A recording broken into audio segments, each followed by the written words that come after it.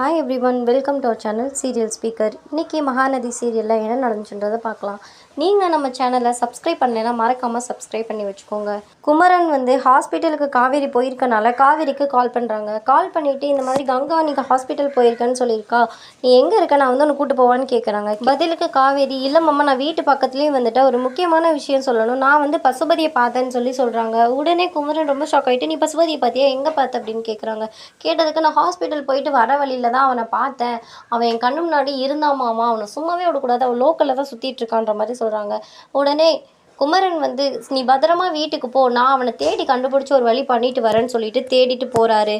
போயிட்டு இருக்கும்போது விஜய் காட்டுறாங்க. விஜய்க்கு அவரோட ஃப்ரெண்ட் கார் கொடுத்துட்டு கிளம்பிடுறாரு. குமரன் தெரு ஃபுல்லாக சுற்றிட்டு இருக்காரு. பசுபதியை கண்டுபிடிச்சிடலான்னு சொல்லிட்டு ரொம்பவே தேடிட்டு இருக்காரு. இன்னொரு பக்கம் பார்த்தா பசுபதியை காட்டுறாங்க. பசுபதி என்னடானா, விஜய் இந்த சரௌண்டிங்கில் தான் இருக்கான், அவனை நம்ம பிடிச்சி கண்டிப்பாக நீ போலீஸில் ஒப்படைச்சே ஆகணும்னு சொல்லிட்டு அவர் ஒரு பக்கம் காரில் தேடிட்டு இருக்காரு.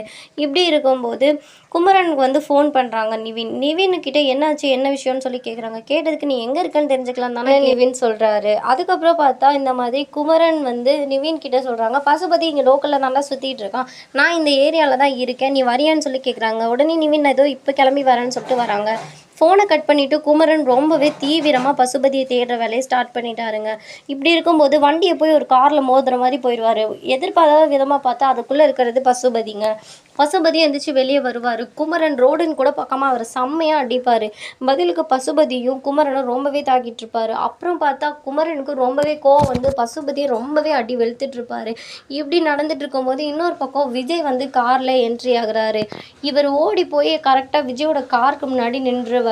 கரெக்டாக விஜய் கதவை திறந்து வெளியே வருவார். பசுபதி அவருக்கு முன்னாடி நிற்கிறத பார்த்துட்டு ரொம்ப டென்ஷன் ஆகிடுவார். இன்னொரு பக்கம் நிவின் ரொம்பவே ஸ்பீடாக வண்டி ஓட்டிகிட்டு வந்துட்டு இருப்பார். விஜய் பசுபதி அடிக்கிறக்காக முன்னாடி நடந்து வருவார். அவரை பார்த்ததும் பசுபதிக்கு ரொம்பவே பயமாகிடும். அவர் பின்னாடி தப்பிச்சு ஓடலான்னு சொல்லிட்டு பின்னாடி போயிட்டுருப்பாரு. பின்னாடி இருந்து பார்த்தா குமரன் வந்துடுவார். ரெண்டு பேருமே சேர்ந்து அவரை கரெக்டாக டார்கெட் பண்ணிடுவாங்க. இவங்க ரெண்டு பேர்த்துக்கிட்ட தப்பிச்சு ஓடலான்னு சொல்லிட்டு குடுகுடுன்னு முன்னாடி ஓடுவார். அங்கே பார்த்தா நிவின் நின்றுப்பார். மூணு பேருமா சேர்ந்து நல்லா பசுபதியை அடின்னு அடிச்சிருவாங்கங்க. இப்படி நடந்துட்டு இருக்கும்போது நிவினை போய் பசுபதி ரொம்பவே கடுப்பாகி அடிச்சிட்டு இருப்பாரு. இப்படி அடிச்சிட்டு இருக்கும்போது குமரன் தடுக்க வருவார். தடுத்துட்டு இருக்கும்போது குமரனையும் விஜயும் தள்ளி விட்டு பசுபதி ஓட ஆரம்பிச்சிருவார். ஓடிட்டு இருக்கும்போது பின்னாடியே இவங்க மூணு பேரும் ஃபாலோ பண்ணி போவாங்க. ரொம்ப தூரம் அவர் ரொம்பவே ஓடிட்டுருப்பார். அவர் ஓவர்டேக் பண்ணவே முடியாதுங்க. அவர் கையில் சிக்கவும் மாட்டார். இப்படி இருக்கும்போது தெருவோ ரொம்ப நேரமாக மூணு பேருமே ஓடிட்டுருக்காங்க. அவர் பசுபதியை கூட்டிகிட்டு வந்த டிரைவர் கார் எடுத்துகிட்டு வந்துடுவார். அந்த காரில் ஏறி பசுபதியும் அங்கேருந்து எஸ்கேப் ஆகிடுவார்.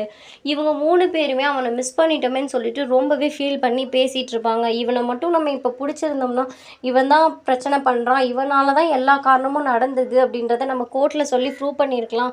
அதுவும் இல்லாமல் இப்படி விஜய் தலைமுறைமாக சுற்றிட்டு இருக்க வேண்டியதே இருக்காது அப்படின்ற மாதிரி சொல்கிறாங்க.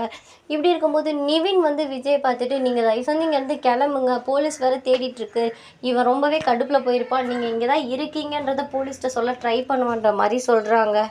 சொல்கிறத கேட்டுட்டு விஜயும் சரி நான் கிளம்புறேன்னு சொல்லிட்டு கிளம்பிடுறாருங்க. குமரன் இவனை சும்மா விட மாட்டோம், பார்த்துக்கலாம், இன்னொரு நாள் அவன் சிக்குவான்ற மாதிரி பேசிகிட்டு இருக்காங்க. இன்னொரு பக்கம் பார்த்தா பசுபதி அவரோட பொண்ணுக்கிட்ட போய் பேசிகிட்டு இருக்காரு. அவருக்கு அடிப்பட்ட காயத்தெல்லாம் காட்டிகிட்டு இருக்காரு. அவங்க பொண்ணு சொல்கிறாங்க, எப்படிப்பா நீ இவங்கக்கிட்ட அடி வாங்கினேன்னு சொல்லி கேட்குறாங்க. என்னை அடித்தது நிவினும் விஜயும் கிடையாது, என்னை அடித்ததே அந்த டெய்லர் குமரன் தான் சொல்லி சொல்கிறாங்க. இவங்கிட்ட நீ எப்படிப்பா அடி வாங்கினேன்னு சொல்லி அவங்க பொண்ணு அவரை ரொம்பவே திட்டிகிட்டு இருக்காங்க. இவங்க மூணு பேருமா சேர்ந்து என்னை ரவுண்டை கட்டிட்டாங்கம்மா, உண்மையை சொல்லணும்னா நான் உயிருக்கு பயந்து ஓடி வந்துட்டேன், இல்லாட்டி என்னை கொன்றுப்பானுங்கன்னு சொல்லி அவங்க பொண்ணுக்கிட்ட சொல்கிறாங்க.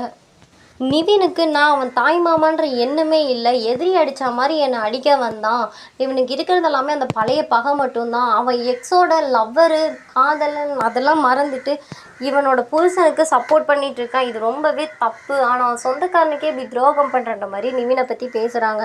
அப்புறமா குமரன் இவ்வளோ ஆத்திரப்படுற காரணம் நான் தேவையில்லாமல் அவன் கடையை உடைச்சது தான், கடையை உடைச்சனால தான் இவன் இவ்வளோ டென்ஷனாக என்கிட்ட நடந்துக்கிறான், இவ்வளோ அடிக்கிறான் என்ன அப்படின்ற மாதிரி சொல்லிட்டு இருக்காங்க. இருந்தாலும் அந்த பொண்ணு சொல்கிறாங்க, நீ எப்படினாலும் அவனை பழி வாங்கியே ஆகணுப்பா, அவங்கள சும்மா விடக்கூடாதுன்ற மாதிரி சொல்கிறாங்க. அப்புறம் பார்த்தா காவேரியை வீட்டுக்குள்ளே வான்னு சொல்லி அவங்க அம்மா கூப்பிட வந்திருக்காங்க. ஆனால் காவேரி இன்னும் 2 நாள் ஆகுமா, அப்போ தான் நான் கம்ப்ளீட்டாக க்யூர் ஆவேன்னு ஹாஸ்பிட்டலில் சொல்லியிருக்காங்க.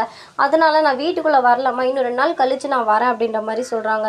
இவங்க இப்படி பேசிகிட்டு இருக்கும்போதே கங்கா வந்துட்டு, நீ இவ்வளோ நாள் தனியாக இருந்ததே எனக்கு ரொம்ப கஷ்டமாக இருக்குடி, நீ மேற்கொண்டு தனியாக இருக்கிறதே எனக்கு ரொம்ப கஷ்டமாக இருக்கும், நீ வீட்டுக்கு வான்னு சொல்கிறாங்க. சொன்னதுக்கு காவேரி வந்து கங்கா கிட்டேயும் அவங்க அம்மா கிட்டேயும் சொல்கிறாங்க, இல்லை நான் குழந்தைக்காக தான் யோசிக்கிறேன், நான் வந்து மேற்கொண்டு இன்ஃபெக்ஷன் ஆகிடும், இன்னும் 2 நாளில் கம்ப்ளீட்டாக க்யூர் ஆகிடும், அதுக்கப்புறம் நான் வந்து உங்கள் கூட தான் இருக்கேன்னு சொல்கிறாங்க. உடனே அவங்க அம்மா, இவன் சொன்னதே கேட்க மாட்டாடி, அவள் சொல்கிறதா புடிவாதம் பண்ணுறா, வா நம்ம போகலான்னு சொல்லிட்டு கூப்பிட்டு போயிடறாங்க.